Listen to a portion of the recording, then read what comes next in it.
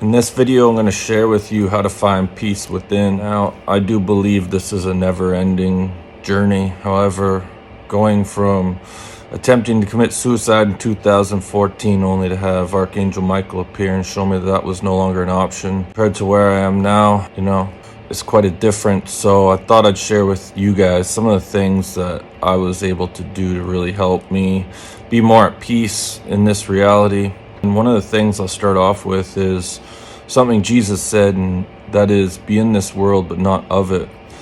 And for me, I've really mastered the art of detachment from this reality. I really have surrendered and just been like, whatever you guys upstairs want me to do, the only thing I care about is my connection to God. And this earthly realm is very limited. It's very temporary, and it has a lasting effects on us in the afterlife, which is far more prevalent. So I no longer focus too much on this 3D reality, and just letting go and trusting in the higher power that everything's going to work out really allowed me to release a lot of that stress. One of the things I've struggled with in the last 10 years that I've been on a healing journey is learning to love my shadow. For the longest time, when I would have these, more negative thoughts come into my head, I would sometimes get frustrated and say to my guides and angels, what am I supposed to do with this? Am I supposed to white light it and banish it to the abyss, or block it out, or how do I get rid of this? And my guides and angels kept telling me, learn to love your shadow. And for the longest time, that never made sense, because there were times when I would get so angry at the boys upstairs that I'd picture myself throwing spears made of lava from hell and doing some pretty gnarly things, and I would question my guides and angels, you actually want me to love this part of me? So it took me a while to really understand what this meant. And not too long ago, there's an aspect of me that hates people. But at the same time, I left paradise in another universe because I have love and compassion for humanity, and I seen how struggling they were, and I wanted to come down here and help them. So, we have different aspects of our identity, right?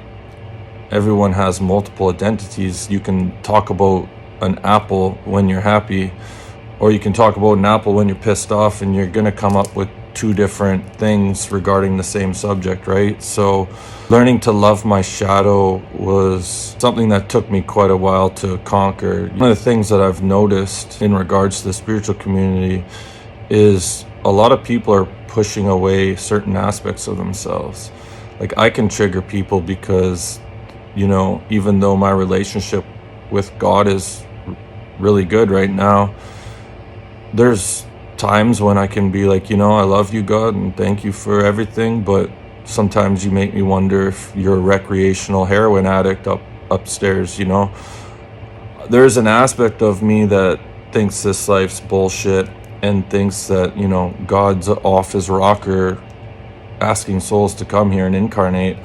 And one of the things my guides and angels showed me is they're like, don't you have a reason to feel like that? And I was like, whoa, I wasn't expecting to hear that. In regards to the aspect of myself that hates humans for all the things I've been through, my guides and angels said to me, don't you have a reason throughout your journey to hate people? And I was again blown away. I was just like, wow, okay, so if the angels can love the most ugly parts of myself, then why can't I? And once I accepted all those aspects of myself that I've been trying to chase away for so long, and sent them love and had understanding for why they were there, it was like the switch on those negative voices just got turned down, because they were projecting themselves looking for me to love them this whole time. They weren't going to stop until I was like, okay, little boy, I get it. You're ticked off at humanity because of the things you've been through. A lot of people avoid looking at their shadows because of the pain, and we think it's bad to cry, and we think it's bad to get upset. For 15 years I never cried. I cried once in 15 years when I was at my grandma's funeral, who eventually I'd find out wasn't even my grandma. But, you know, for 15 years, I rarely ever cried. And then after I lost my mom to cancer, I think since 2013, you know, I've probably shed a tear every single day. You have to be willing to go back to your childhood. If you've all of a sudden just woke up and you're like, oh man, I've done some shit. You know, you have to learn to forgive yourself. And a lot of times we put excess pressure on us thinking that God hates us because of the things we've done. There might be some truth to that. I would use the word displeased more than hate, but the second you genuinely realize that, you know, you're no longer wanting to be the person you've been your whole entire life, and you're willing to prove it through prayer and action, which means, you know, you're going to stop doing so-and-so that you used to do and become a better person and ask for assistance. That's what they're looking for. That's what this life's all about. It's about waking up. You don't have to put all this added pressure on you that, you know, the boys upstairs hate you. Making that transition is what they're waiting for. And once you have true, sincere regret, you can learn to forgive yourself. You know, that's what it's all about. You got to go back to your childhood, you know, picture those moments that make you want to cry, and just, you know, talk to that version of you. I talk about being your own angel, going back in time when you're having a traumatic experience, and just appear to yourself and surround that version of you in white light and talk to yourself. Say, you know, yeah, okay, you know, maybe there's World War X happening right in front of me right now and things are crazy, but it wasn't really your fault, right? And sometimes we carry on these beliefs from childhood unless we're willing to look at them. So that's all I got. I've gone on long enough. Thanks for watching.